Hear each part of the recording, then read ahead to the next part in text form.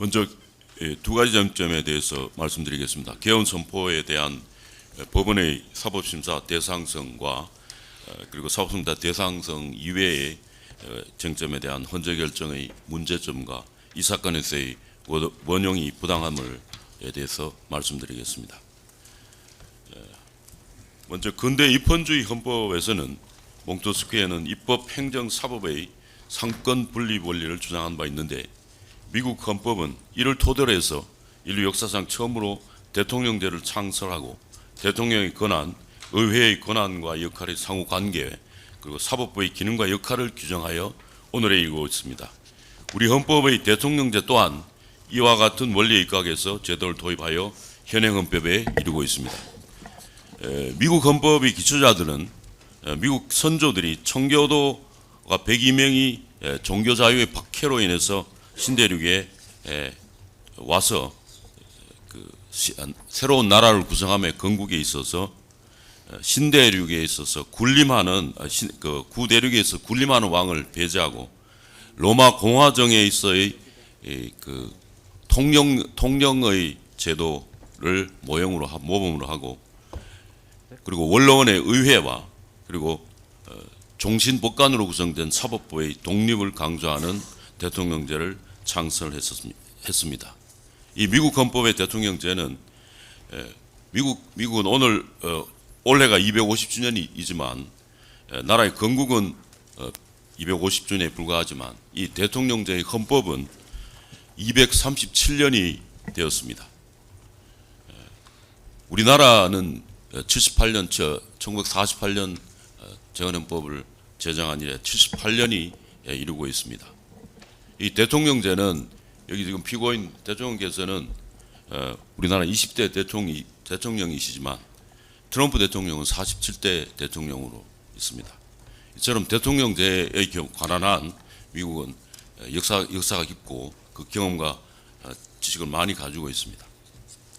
이 사건 12.3 비상계엄은 대통령이 헌법 수호자로서 헌법 77조에 따라 선포한 것인데 이에 대해서 내란죄와 직권남용 권리 행사 방해죄의 혐의로 기소된 것으로 헌법상 권력분립의 원칙, 대통령의 헌법상 지위와 헌법 수호자의 권한, 대의민주주의에 있어서의 대통령과 의회 권한 및 견제와 균형의 관계, 독립한 사법부의 역할과 기능 및 그 한계에 비추어 과연 법원의 사법심사의 대상이 될 수 있는지가 특히 문제가 됩니다.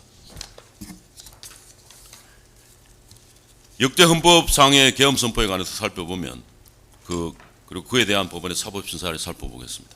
제1공화국 헌법은 헌법 제64조에서 대통령에게 비상대권으로 계엄 선포권을 부여하고 있습니다.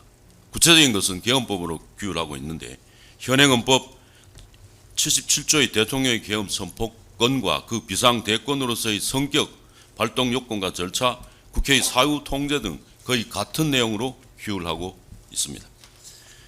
1공화국 헌법 당시에 제주 4.3 사건과 관련해서 이승만 대통령은 1948년 11월 19일 제주지역일원에 비상계엄을 선포한 바 있습니다. 이에 대해서 법원은 사법심사를 한 바가 없습니다. 제2공화국 헌법은 내각 책임자로서 내각 책임자에도 불구하고 대통령에게 비상대권인 계엄 선포권을 부여하고 있고 구체적인 규율은 계엄법에 따라 하도록 하고 있습니다. 그런데 대통령의 계엄 선포가 사법심사에 된 바는 역시 없었습니다. 그리고 제3공화국 헌법에서 현행 헌법에 이르기까지 1962년 12월 26일 5차 개정 헌법 75조에서 대통령의 계엄 선포권을 규정한 이래 현행 헌법에 이르고 있는데 같은 내용으로 규정하고 있습니다. 계엄 선포에 관한 최초 판결은 1964년 7월 21일에 선고됐는데 6.3 데모 사태 때 대통령이 1964년 6월 3일 서울지역일원에 선포한 비상계엄에 대한 것입니다. 이에 대해서 대법원은 64년 3월 이후에 점정한 데모로 민심이 불안했고 63 데모로 인해서 서울시 지역 치안이 극도로 곤란하여 이러한 비상계엄의 선포는 당연히 무효라고 볼 수 없다라고 판단하고 당연 무효로 판단할 수 없는 계엄에 대해서는 그 선포가 옳고 그른 것은 국회에서 판단할 사항이고 법원에서 판단할 수 없다고 판시한 바 있습니다. 그리고 79년에는 박정희 대통령의 서거로 인해서 최규하 대통령 권한 대행이 10월 27일 04시를 기해서 제주도를 제외한 전국 일원에 선포한 비상계엄에 대한 판단입니다. 여기서 대법원은 국가안보와 국민의 자유와 안전보장을 책임지는 국가원수이자 행정부 수반이며 국군 통수권자인 대통령이 그 재량으로 비상계엄을 선포하면 상당하다고 판단하여 선포하였을 경우에는 이는 고도의 정치적 군사적 성격을 가진 행위로서 헌법상 계엄 해제 요건이 있는 국회만이 그 선포의 당부당을 판단할 권한을 가지고 법원이 계엄 선포의 요건의 구비 여부나 선포의 당부당을 심사하는 것은 사법권의 내재적인 본질적 한계를 넘어서는 것으로 적절하지 않다고 판단하였습니다. 그 이후에 1982년에도 계엄법 위반, 국가보안법 위반, 그리고 집회 시위에 관한 법률 위반으로 기소된 피고인이 비상계엄이 요건 없이 선포되어 무효임이기 때문에 처벌할 수 없다고 위법이라고 주장한 것에 대해서 대법원은 64년도 판결을 인용하면서 계엄 선포 요건의 전부는 역시 사법심사의 대상이지 못하는 것으로 유효없다고 판단한 바 있습니다. 1997년에는 비상계엄 최규하 좀 전에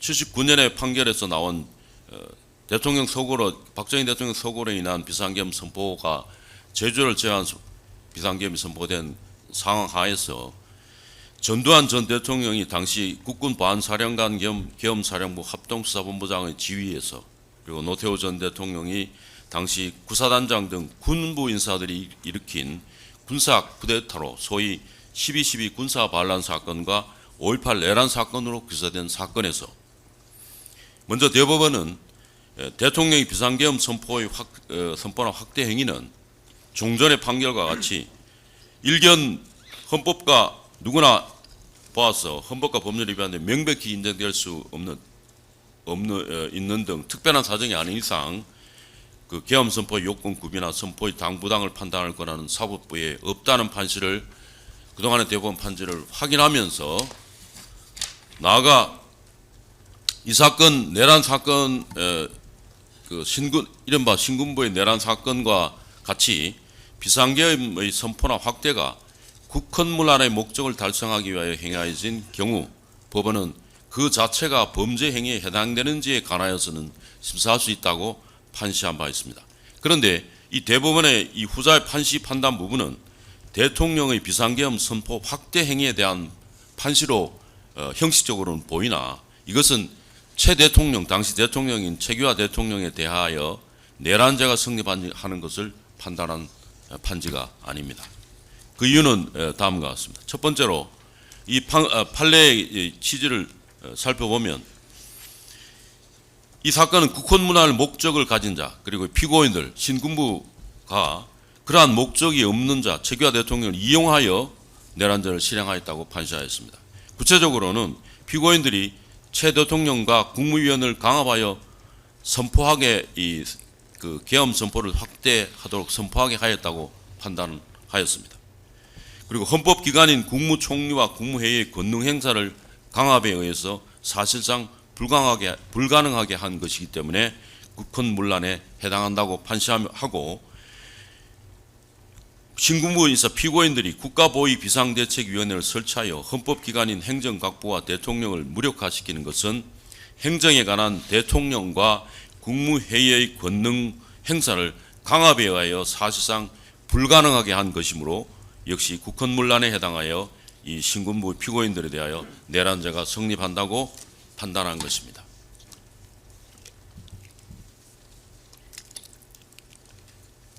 그리고 두 번째로 이 사건 내란죄의 피고인들은 말씀드린 것처럼 전두환 보안사령관 겸 계엄사령부 당시 합동수사본부장을 비롯한 노태우 구사단장 등 군부 인사들입니다. 당시 최규하 대통령에 대해서는 내란죄로 기소되지 않았습니다. 따라서 대통령의 계엄 선포 확대가 국헌문란의 목적으로 내란죄에 해당하는지를 판단한 것이 아닙니다. 결국 이 사건의 경우에는 대법원의 판시는 군부나 특정 세력이 대통령과 정부를 강압적으로 무너뜨리고 도구로 이용하여 정권을 탈취하려는 것을 내란적으로 처벌하는 법리 구성으로 보아야 합니다. 그리고 대통령이 헌법 수호의 책무를 부담하는 국정의 최고 책임자로서 국가 비상사태 상황에서 국가 긴급권 행사로 비상계엄을 선포하는 것이 본질적으로 국헌문화의 목적을 가진다고 볼 수 없습니다. 이는 양립하기 어려운 것이므로 결국 이 대법원의 전자판지의 문제로 기결될 것입니다. 대법원의 이와 같은 후자의 판지는 결국 대통령 계엄 선포 행위에 대한 사법심사 여부에 적용할 판례는 아니라고 할 것입니다. 그런데 특별검사는 12상 비상계엄에 대한 사법심사 유무와 관련해서 대법원 2010년 12월 16일 선고한 2010도 5986 판결과 2013년 5월 16일 선고한 2011도 2631 판결을 원형하면서 법원의 사법심사 권한이 있다라고 주장하고 있습니다. 그러나 이 두 판결은 모두 유신헌법 제53조에 근거한 긴급조치에 대한 법원의 판단 유무에 관한 판례입니다. 이 사건은 헌법 제77조, 당시 유신헌법으로 규정으로 보면 53조가 아니라 54조에 근거한 대통령의 기상계엄 선포에 대한 것으로 대상이 달라 이 판례를 정의할 수 있는 것이 아닙니다. 그리고 위 두 대법원 판결의 특검이 인용한 두 대법원 판결의 판결 이후의 주요 요지를 보면 이 대법원은 당시 헌법 제13조에 근거한 긴급조치 사호에 대한 위헌 여부를 판단하였는데요. 이 대통령이 긴급조치를 할 때 사전적으로 또 물론이와 사후적으로도 긴급조치가 그 효력을 발생 또는 유지하는데 국회의 동의나 승인을 얻도록 하는 규정을 두지 않았고 실제로 국회가 긴급조치를 승인하는 등의 조치를 취한 바도 없기 때문에 유신헌법에 근거한 긴급조치가 국회의 입법권 행사라는 실질을 전혀 갖추지 못한 것이기 때문에 긴급조치에 대한 위헌 여부의 심사권은 최종적으로 대법원에 속한다고 판시한 것입니다. 요컨대 유신헌법 53조에 근거한 대통령의 긴급조치에 대하여 헌법상 국회의 사전 통지나 사후 통제가 존재하지 않기 때문에 국민의 기본권 제한을 내용으로 하는 것에 대해서 법원이 심사한다는 것입니다. 따라서 위 판결의 판지를 원형하여 이 사건 대통령의 계엄 선포에 대하여 사법심사의 대상이 된다고 할 수는 없습니다. 특검의 주장은 타당하지 않습니다. 다음으로 헌법재판소 2024년 헌나 탄핵 심판 결정에서 사법심사 대상에 대해서 판단한 점의 문제점과 이것의 원형의 부당성에 대해서 말씀드리겠습니다. 헌법재판소는 피청구인이 주장한 비상계엄이 대통령의 비상계엄 선포행위가 통치 행위로서 사법심사의 대상이 될 수 없다라는 주장을 배척하였습니다. 그 배척 이유는 세 가지인데, 첫 번째로 국가 긴급권은 헌법이 중대한 예외로서 인정한 비상수단이므로 헌법이 정한 국가 긴급권의 발동 요건, 사후 통제 및 국가 긴급권에 내재하는 본질적 한계는 엄격히 준수하여야 한다라는 법리를 주장하고, 두 번째로 계엄 선포에 대한 헌법 77조와 계엄법의 그 요건과 절차를 규정하고 있고 계엄 선포의 사후 통제도 헌법에서 규정하고 있다는 점과 탄핵 심판 절차는 대통령을 비롯한 고위공직자의 권한을 남용하여 그 헌법 법률에 위반한 경우 그 권한을 박탈함으로써 헌법 질서를 지키는 헌법재판이라는 점에서 탄핵 심판 절차에서 계엄 선포 행위의 헌법 및 법률 위반 여부를 심사할 수 있다는 것이 주요 이유였습니다. 그런데 이와 같은 것은 타당하지 않습니다. 첫 번째로 헌법재판소가 인용한 2014년 헌가 5 사건은 헌법 77조에 의한 대통령의 계엄 선포 행위를 대상으로 한 것이 아니었습니다.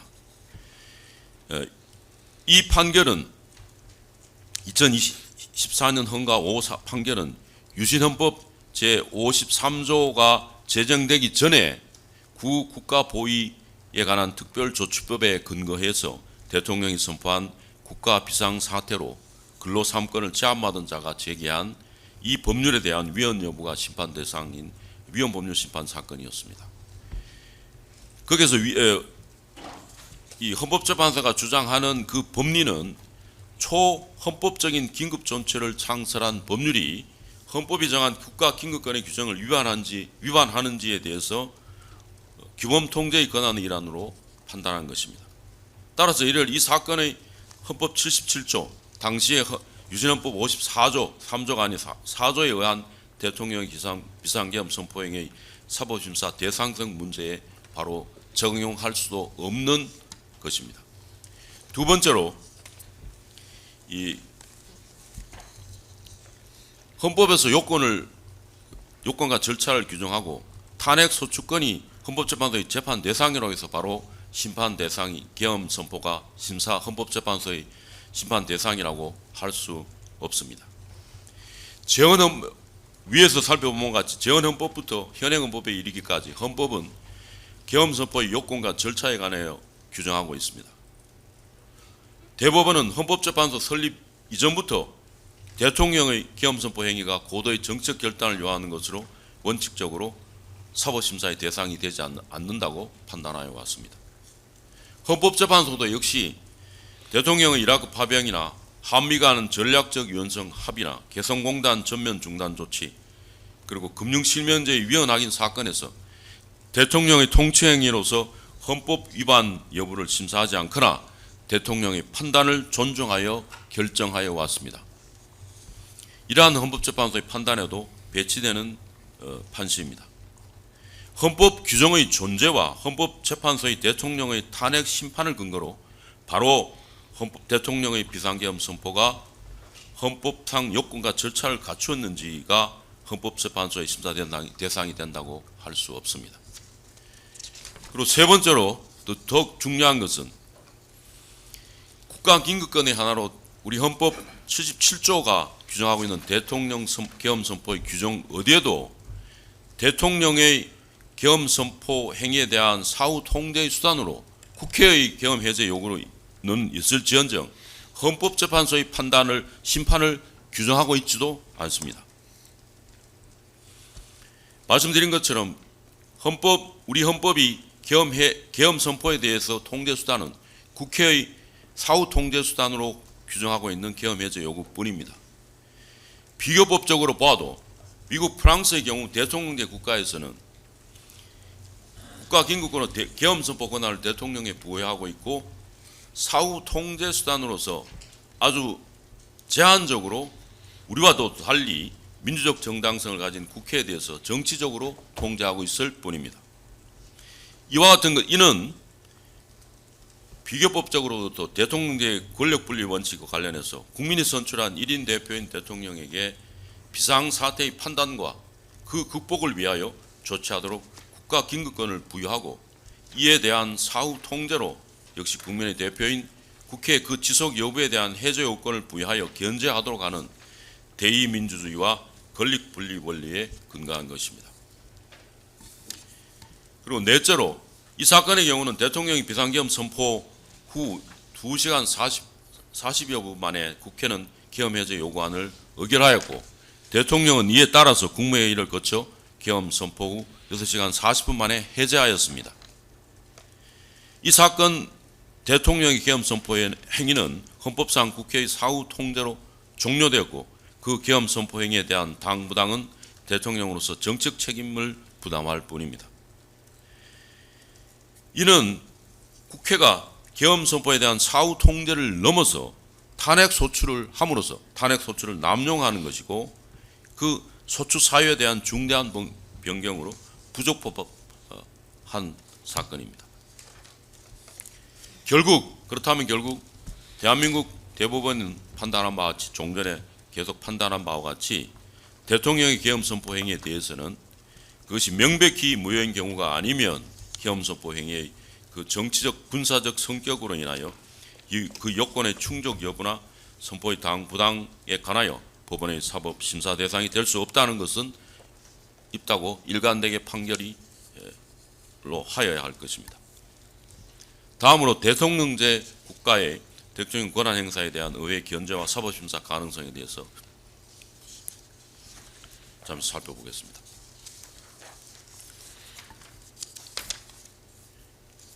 미국 연방대법원은 2024년 7월 1일 트럼프 대 미국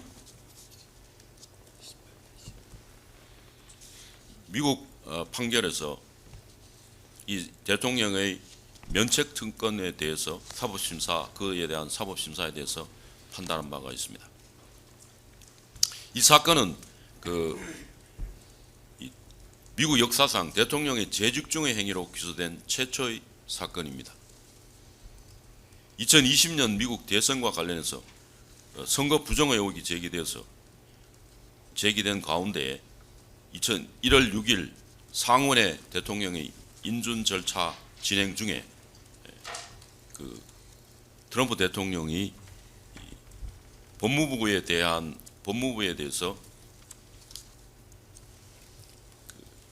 법무부를 이용해서 허위 선거 범죄를 진행하고 선거 결과에 영향을 미칠 수 있는 사항에 대해서 법무부가 적발했다고 주장하는 법무부 공문을 대상 주에게 보내도록 시도했다는 혐의와, 그리고 부통령이 1월 6일 인준 절차 진행 중에 그 부통령 역할을 이용해서 선거 결과를 부정하게 변경하도록 설득하려고 시도했다는 혐의와 더불어서 이와 같은 시도가 실패하자 지지자들이 이 인증 절차를 방해하기 위해서 국회의사당으로 가라고 선동 지시하였다는 혐의 등에 의해서 기소된 사건이고, 당시 트럼프 대통령은 대통령의 면책 특권을 주장하면서 공소기각을 주장하여 한 사건입니다. 이 사건에서 먼저 미국 연방대법원은 대통령의 책임은 권력 분립의 원칙의 관점에서 보아야 한다고 판시하고, 대통령 행위가 헌법상 종국적이고 전속적인 권한 내에 이루어진 때는 법에는 권력 분립의 구조적인 문제에서 그 행위를 규제할 수가 없으며 법원은 심사할 수 없다고 판시했습니다. 그 이유가 헌법 제정자들은 좋은 정부는 법 집행의 역동성과 활기 그리고 단호함과 신성성을 가진다고 보았고, 그와 같은 정부의 효과적인 작동에 대한 장애물은 허용되지 않는다고 합니다. 대통령의 직무가 두려움 없이 공평하게 처리될 수 있는 최대한의 능력을 제공해야 한다는 것이 헌법 정신이라고 판시하였습니다. 그래서 헌법 기초자들이 설계한 권력 분립 체계는 항상 활기차고 독립적인 행정부를 요구해 왔고, 따라서 대통령은 자신의 핵심적인 헌법적 권한을 행사하는 것으로 인해 기소될 수가 없으며, 대통령은 그 모든 공식행위에 대하여는 최소한 형사소추로부터 추정적 면책을 누릴 특권이 있다고 판시하고, 이러한 면책은 정파나 정책, 정당에 관계없이 모든 대통령에게 동일하게 적용되는 것이라고 판시하였습니다. 만약 이러한 면책이 없다면 전직 대통령에 대한 이와 같은 유형의 기소는 금세 일상화될 수 있고, 이러한 당파적인 갈등의 순환으로 인해서 대통령직과 정부가 약화되는 결과, 이러한 결과를 바로 헌법 제정자들이 피하고자 했던 것이라고 갈파하고 있습니다. 또 이와 관련해서 대법원은 이례적으로 미 합중국의 초대 대통령이 이 점에 대한 메시지를 인용했습니다. 당시 조지 워싱턴 대통령은 자신의 퇴임 연설에서 국민에게 자유의 완전한 보장과 일치하는 만큼의 역동성을 지닌 정부는 필수적이라고 상기하면서, 파당의 모략에 견디기에 너무 무력한 정부는 복실심으로 잔뜩 날을 세운 한 파당이 다른 파당을 번갈아 지배하는 가공할 전제주의로 이어질 수 있다고 경고하고 있습니다. 이와 같은 판시에 의해서 트럼프 전 대통령은 미국 연방 대통령으로서 이와 같은 것은 공식적인 행위라고 해서 절대적 내지 추정적 면책의 대상이 된다고 판단하고 공소기각 취지의 원심 파기 판결을 한 바 있습니다.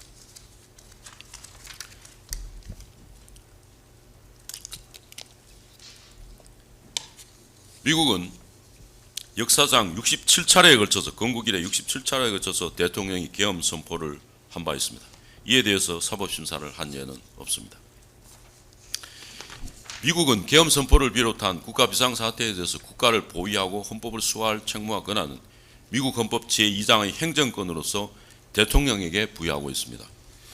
이 국가 비상사태인지 이 계엄 선포할 것인지에 대해서는 대통령의 판단에 맡겨져 있습니다. 의회는 1976년에 비상사태법을 제정해서 대통령의 계엄 선포에 대해서 연방 상하원이 합동으로 해제 의결을 하면 해제할 수 있도록 사후 통제 절차를 마련했습니다.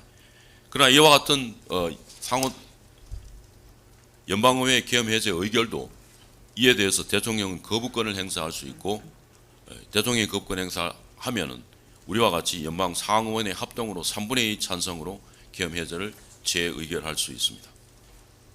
결국 미국도 대통령의 계엄 선포 등 비상사태의 선포는 대통령의 헌법상 권한으로서 이는 절대적 면책 사유로서 형사처벌의 대상이 되지 않습니다.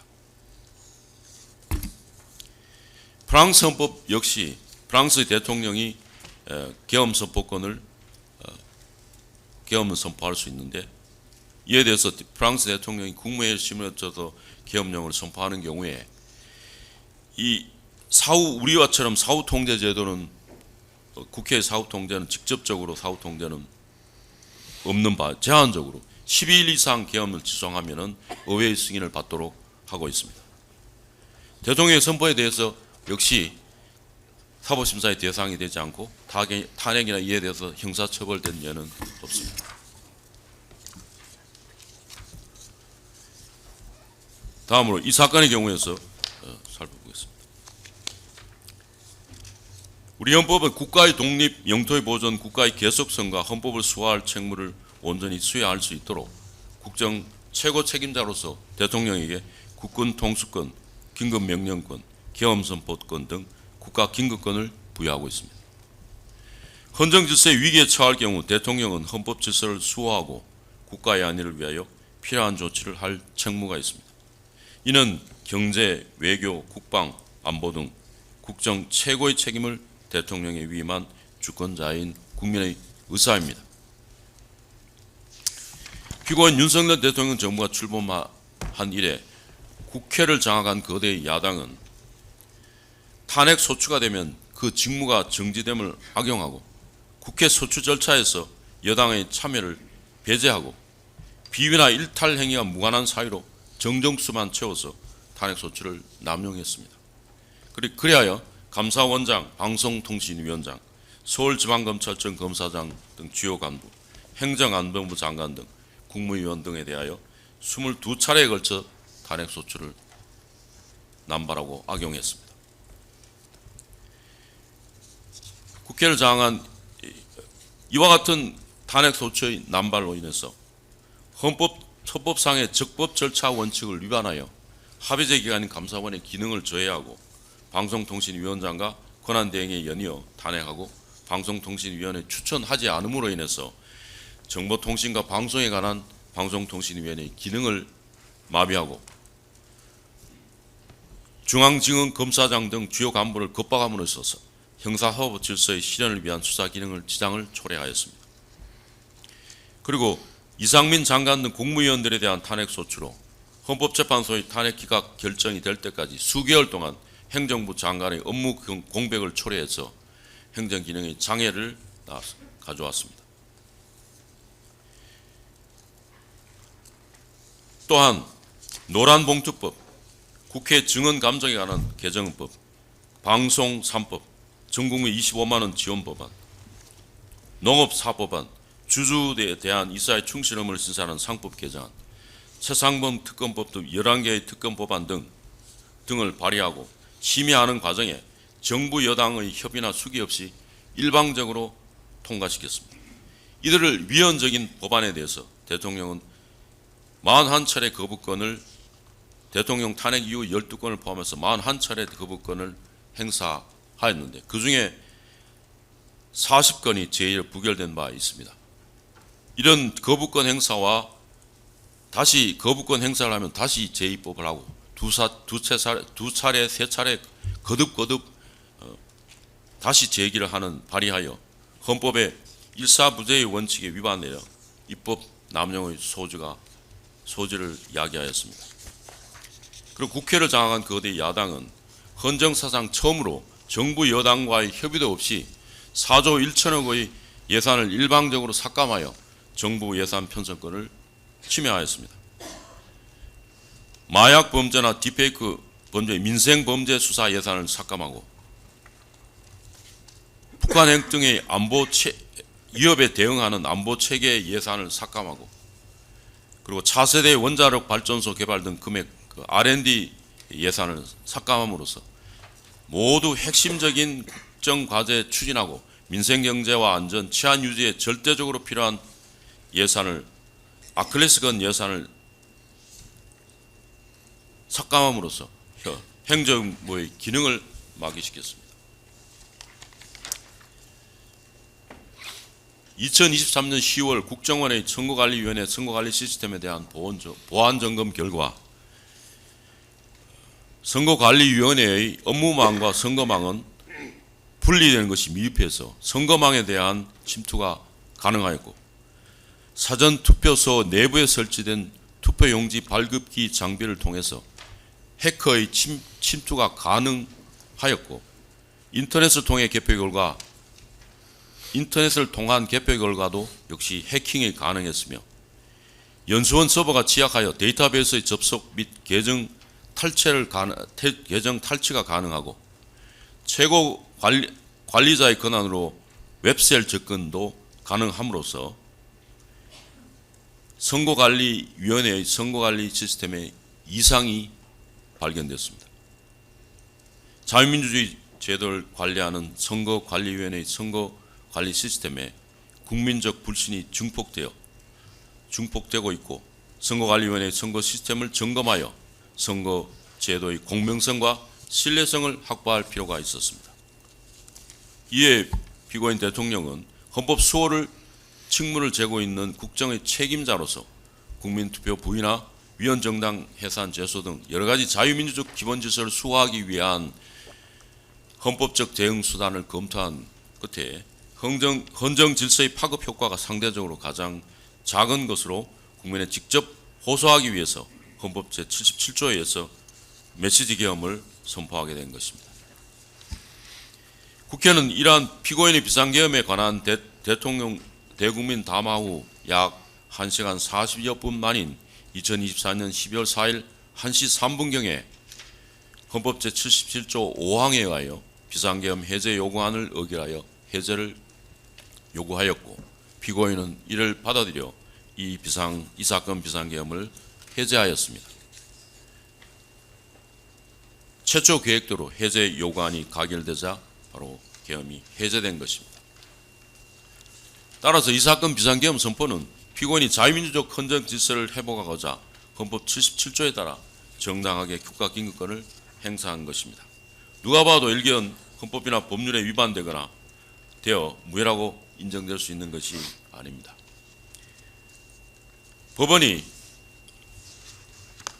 이와 같이 비상계엄을 내란죄로 소추하고 그리고 이 직권행사 권리 방해에 해당되는 죄와 관련해서 계엄 선포의 요건급이나 선포의 당부당을 법원이 심사하는 것은 사법권의 내재적인 본질적인 한계를 넘어서는 것으로 부적절하다고 할 것입니다. 따라서 이 사건 공소 사실은 형사소송법 327조 1호의 재판권이 없는 것에 해당하여 공소기각 판결을 선고하여야 합니다. 다음으로 헌법재판소의 사법심사 대상 등 이외의 쟁점에 대한 헌법재판소 결정의 문제점과 이 사건 내란죄와 직권남용 권리행사 방해죄의 여부와 관련해서 원형이 부당하다는 점에서 말씀드리겠습니다. 먼저 법제사법 탄핵소추는 법제사법위원회의 조사 절차를 거치지 않은 소추상의 헌법상 적법 절차와 권력분리 원칙에 위반된다는 것입니다. 헌법재판소는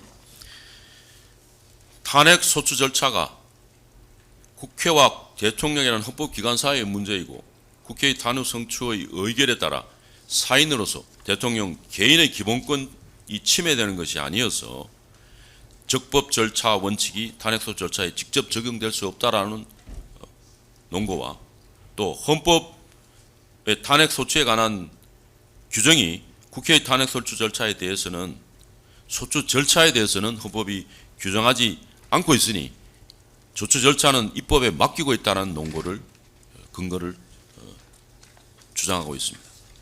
증거에 의해서 판단했습니다. 그런데 헌법상 적법 절차의 원칙은 법치국가의 기본 원칙으로서 국민의 기본권 침해뿐만 아니라 국가기관 간의 권한 행사나 권한의 분배 모두에 적용되는 원칙입니다. 국회는 국민의 대표자로 구성된 합의체로서 그 본질적인 요소는 심의와 표결이고 그 심의 과정을 통해서 수기를 통해서 결정하도록 하고 있습니다. 탄핵 소추 과정에서 절차에서 탄핵 사유가 어떠한 것인지 그 탄핵 사유에 해당되는지에 대해서 어떠한 자료가 있는지에 대해서 관련자를 조사하고 당사자의 관계자들의 의견을 듣고 심의를 통하여 결정하는 절차가 반드시 있어야 할 것입니다. 그런데 이러한 절차가 결여된다면 헌법상의 적법 절차 원칙을 위반한 것입니다. 다음으로 탄핵 소추 제도는 헌법상 권력분리 원칙과 헌법의 견제와 균형 원리가 작용한 제도이긴 합니다. 그래서 국민이 선출한 제1인자인 대통령이라도 국민의 헌법과 법률에 위반되는 권한 행사가 있으면 국민의 대표자인 합의체의 국회가 탄핵 소추를 하도록 하고 있습니다. 그러나 헌법에서 그 탄핵 소추 절차를 규정하지 않는 것을 들어서 국회에 재량이 맡겼다고 해석할 수는 없습니다. 왜냐하면 이 탄핵 소추 제도는 헌법상의 권력분리 원칙의 견제와 균형의 원리가 작동하는 것으로 고안되어 있기 때문입니다. 따라서 탄핵 소추 절차는 헌법의 제원칙에 부합하도록 절차가 마땅히 형성되어야 하고 국회의 의사심의 표결 절차에 따라 진행되는 것이 마땅합니다. 그런데 국회법 제130조는 법제사법위원회의 조사 절차를 재량으로 규정하고 있는데 따라서 이러한 국회법 130조는 헌법상 적법 절차의 원칙과 권력분리 원칙을 위반하여 위헌입니다. 그리고 법제사법위원회의 조사 절차를 거치지 않는 탄핵소추 역시 위헌입니다. 따라서 헌법재판소의 탄핵 심판은 부적법하여 각하되어야 할 것이었습니다. 다음으로 내란죄를 소추 사유에서 국회가 내란죄 소추하면서 소추한 이후에 내란죄를 소추 사유에서 처리하고 헌법재판소는 이를 받아들여 완화된 증거 법칙을 적용해서 사실 인정하는 것을 전제로 한 탄핵 결정은 부당하고 이 사건은 원형은 부당하다는 것입니다. 헌법재판소는 탄핵 결정문에서 내란죄의 소추 사유를 철회하고 헌법 위반으로 변경하는 것을 특별한 절차 없이 받아들였습니다. 형법상의 내란죄는 실질적 폭력과 강압을 전제하는 것으로 엄격한 요건을 필요로 합니다. 헌법 위반의 문제는 훨씬 추상적이며 평가 중심적입니다. 따라서 형법상 내란죄를 헌법 위반으로 법적으로 전환한다는 것은 피소추자인 피청구인의 방권 행사는 물론이거니와 탄핵 심판 절차의 심리와 과정에 중대한 영향을 미치는 것입니다. 그럼에도 국회가 별도의 의견이나 소추 사실 변경서 없이 이를 일방적으로 바꾸고 헌법재판소가 이를 수용하는 것은 헌법 65조의 소추 의결 요건을 무시하고 이를 형해화하는 것으로 국회가 소추 사유를 향후에 소추 사유를 자유적으로 확장할 수 있는 위험한 여지를 남긴 선례라고 할 것입니다. 설사 국회 소추위원회 국회에서 소추위원 측에서 소추 사유에서 내란죄 부분을 철회하였다 하더라도 헌법재판소는 이를 각하하지 않고 판단하고자 한다면 판단할 수 있습니다. 그런 경우 두 가지 가능성이 있습니다. 내란죄 부분도 소추 사유로 스스로 심리하여 판단하는 것입니다.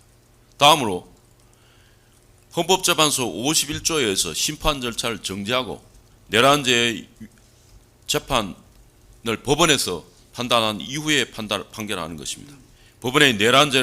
그렇다면 법원의 내란죄를 재판하는 동안 대통령이 직무정지를 직권으로 가처분 결정으로 풀어야 할 것입니다. 대통령이 탄핵 소추되는 경우에 직무를 정지하도록 규정한 것은 제2공화국 내각책임제 헌법에서 비로소 최초로 등장하는데, 그때는 국무총리와 대통령이라는 두 개의 그 원수로 두 가지의 최고 헌법 기관이 있어서 대통령에 대한 탄핵 소추의 경우에 직무를 정지해야만 비로소 대통령과 국무총리의 그 권한 관계가 잠정적으로 정리되는 그런 효과가 있기 때문에 한 것인데, 그 이후에 대통령제를 채택한 이후의 헌법에서도 무비판적으로 도입된 것입니다. 따라서 헌법 규정은 충분히 헌법재판소가 사건에 따라서 충분히 해석을 통해서 헌법 합치적으로 해석할 수 있는 부분입니다. 따라서 내란죄 재판하는 동안 대통령의 직무정지를 직권으로 헌법재판소는 가처분 결정할 수가 있는 사항입니다. 대통령의 계엄 선포에 대한 사법심사 가능성에 대한 헌법 원리나 외국의 입법례를 비춰보면 국회의 사후 통제 이외에 헌법재판소가 이를 사후에 판단한다는 것은 판단할 사항은 아닙니다. 우리 대법원의 판례 법리에 따라서도 헌법재판소가 대법원의 판례 법리에 따라서 헌법재판소는 결코 사후적으로 판단하고자 하면 위 두 가지 중 어느 하나로 결정하는 것이 마땅할 것입니다. 그런데 헌법재판소는 그 어느 하나도 채택하지 않았습니다. 따라서 헌법재판소의 위 사건에서 헌법의 대의민주주의와 권력분립의 원리와 그동안의 대법원의 판례 법리에 대법원의 판례와 헌법재판소의 판례 법리에 부합하지 않은 결정을 한 문제점이 있습니다. 다음으로 헌법재판소는 탄핵심판 절차를 대통령에 대한 탄핵이 엄중한 탄핵에도 불구하고 탄핵이고 결코 형사 범죄의 판단해야 되는 증거 원리보다 형사 범죄를 판단하는 것보다 더 엄중하여도 불구하고 탄핵심판 절차에는 헌법재판소의 40조에 또 형사소송법을 준용하도록 되어 있는 것을 해석을 통해서 탄핵심판 절차는 전문법칙에 관한 형사소송법 조항을 완화하여 적용할 수 있다고 판단한 후에 이 판단은 종전의 헌법재판소의 판단을 그대로 무비판적으로 답습한 것인데, 이 사건 계엄 선포의 경우에는 형사로 기소된 사건입니다. 내란죄로 기소된 사건이어서 탄핵심판과 형사 위반 여부가 두 가지가 같이 진행되는 것이어서 헌법재판소는 종전의 판례를 무비판적으로 채택할 사항이 아니었습니다. 그럼에도 불구하고 헌법재판소는 40조의 취지를 왜곡해서 완화된 증거법칙을 적용해서 판단을 했습니다. 그래서 수사기관이 작성한 피청구인 대통령이 아닌 사건 관련자들에 대한 피의자 신문조서나 진술조서, 피청구인과 관련 형사사건에서 공범관계에 있는 사람들에 대한 수사기관 작성의 피의자 신문조서 또는 진술조서, 사건 관련자들의 진술로 되어 있는 국회 회의록, 그건 반대신문권 보장 절차 없이 형사소송법상의 증거법칙을 완화해서 증거능력을 있는 서류로 인정하고 판단했습니다. 이는 다음과 같은 점에서 문제가 있습니다. 첫 번째로 형사소송 절차에서는 공범으로 기소된 사람들에 대한 수사기관 작성의 피의자 전문서나 진술조서는 그 내용을 부인하면 증거로 쓸 수가 없습니다. 재판전에 현출될 수도 없습니다. 그럼에도 탄핵심판 절차에서는 성립을 인정하고 진술의 임의성만 인정되면 증거로 채택했습니다. 다음으로 수사기관 작성한 피청구인이 피청구인 대통령이 아닌 사건 관련자들에 대한 피의자 신문 조서나 진술 조서, 그리고 결국 사건자들이 진술한 내용인 국회 회의록, 이것도 모두 반대 신문권 보장 없이 증거법칙을 완화해서 증거로 채택하여 사실 인정의 자료로 삼았습니다. 두 번째로 헌법재판소는 대통령이 직무가 정지되었다는 것을 빌미로 신속한 재판이라는 이유로 피청구인의 증거 신청이나 증인 신청을 대부분 배척했습니다. 그리고 그 증인 신문조차 시간상의 제약으로 실체적 진실을 규명해 제안을 받았습니다. 세 번째로 내란죄의 수사기관이 생성한 자료들, 완화된 증거법칙에 따라 증거로 채택되어 상당 부분 사실 인정의 자료가 되었습니다. 네 번째로 탄핵심판 결정 이후에 피고인 대통령과 계엄 사무를 집행한 주요 인사들의 통화 기록과 국내의 심의 과정을 알 수 있는 대통령실 CCTV 자료가 나왔습니다. 위와 같은 자료들에 의한 사실 인정과 그에 따른 탄핵 결정은 따라서 이 사건 내 그대로 결코 원용할 수가 없습니다.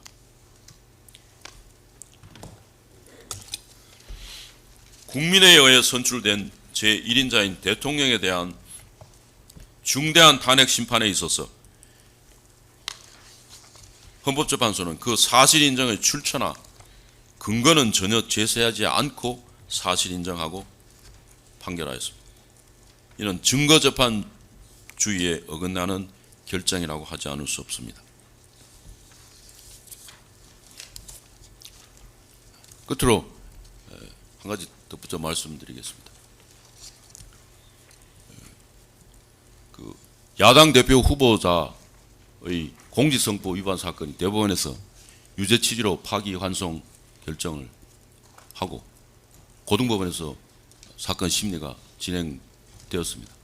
그 이후에 고등법원은 그 대통령 직계 수행을 위해서 그러한 것인지 이유는 명확하지 않습니다만 그 환송 재판을 심리를 추후 지정으로 정지하였습니다. 헌법 84조에 보면 대통령은 내란 외환죄를 제외하고는 재직 중에 소추되지 않는다고 되어 있습니다. 그 근거를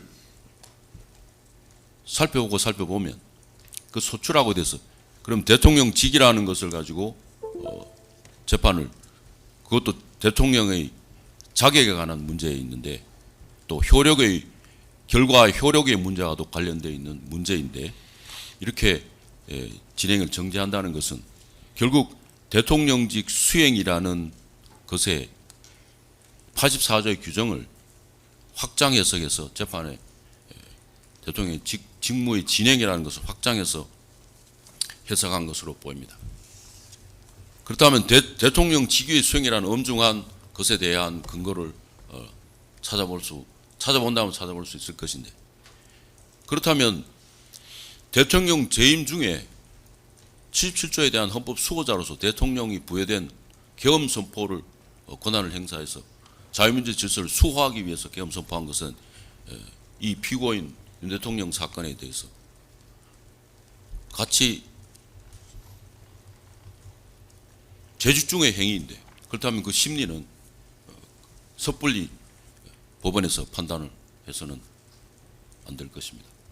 그것이 사법권의 독립을 부여하고 객관적인 공정성을 부여한다면 모든 대통령에 대해서, 직위에 대해서 그대로 적용이 되어야 할 것입니다. 만일에 대통령에 대해서 이 피고인 윤 대통령에 대해서 본안 판단을 하고자 하신다면 이재명 대표의 공직선거법 위반 파기환송 재판을 개시하여 판단을 해야 마땅할 것이고 마땅하다고 생각됩니다. 이와 같은 이유로 이 사건은 이 327조 1호에 따라서 법원의 재판권이 없어서 공소기각 결정을 해주시기를 요청드립니다. 이상입니다. 예, 알겠습니다. 예, 다음 부분 유인물 준비되셨나요?